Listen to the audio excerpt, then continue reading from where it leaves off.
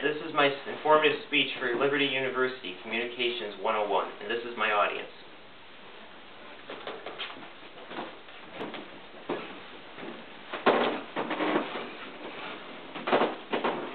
According to the Centers for Disease Control and Prevention, an estimated 1 out of 10 adults in the U.S. report experiencing symptoms of depression.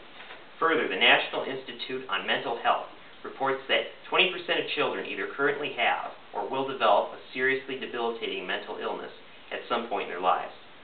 Mental illness is a very widespread and serious problem in our society today. I have no doubt there are many of you sitting in this audience who either know someone personally who has mental health related issues or you have at least encountered someone with such issues.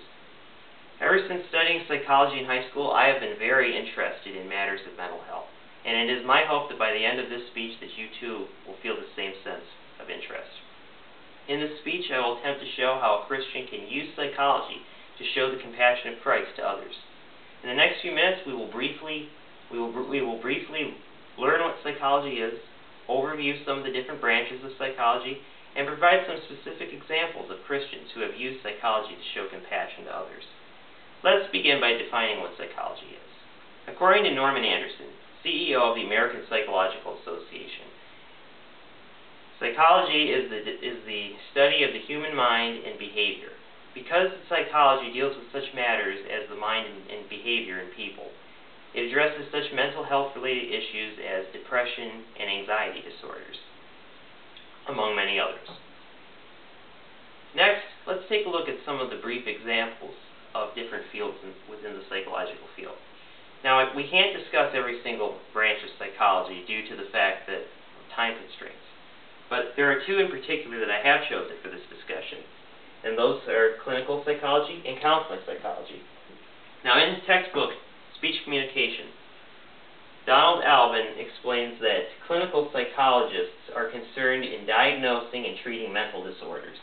You know, like for example, someone who has obsessive-compulsive disorder would go see a clinical psychologist in order to receive treatment for his or her condition.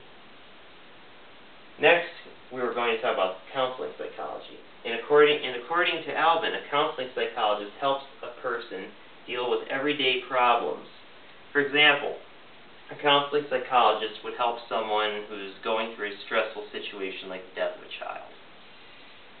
Next, and finally, let's take a look at some brief examples of individuals who have used psychology to show compassion to others.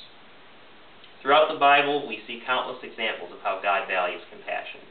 In particular, God values compassion towards the sick and the hurting. We find this compassion for the sick in Matthew chapter 8, verses 14 through 15, in which Jesus heals Peter's mother-in-law from a very bad fever. And we also find this compassion for the hurting in John chapter 11, in which Jesus shows compassion for Lazarus' family by weeping along with them before he raises Lazarus from the grave. Because psychology by its very nature is a field dedicated to the improvement of people's lives through compassion and understanding, it is a perfect means to show compassion, the same compassion that Christ did in his earthly ministry. And these are just two individuals who were Christians that have used psychology to show compassion. One such example is that of Clyde Naramore, who used his radio ministry and his knowledge as a counseling psychologist to help individuals going through everyday problems such as marital difficulties and raising children. Another example is that of Larry Crabb, who has written many books on psychological matters, stress, and relationships from a Christian perspective. In conclusion, we have today learned what psychology is, have briefly overviewed some of the different branches of psychology, and have provided some specific examples of individuals who have used psychology to show compassion for others.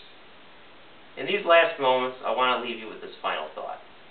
In 2 Corinthians chapter 1, verses 3 through 4, Paul explains how God is the source of all comfort, and how since we receive this comfort from God, we can share this comfort to others.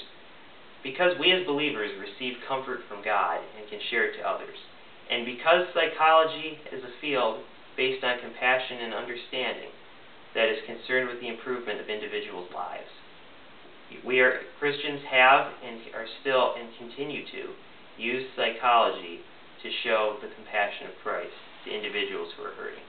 And I thank you for your time.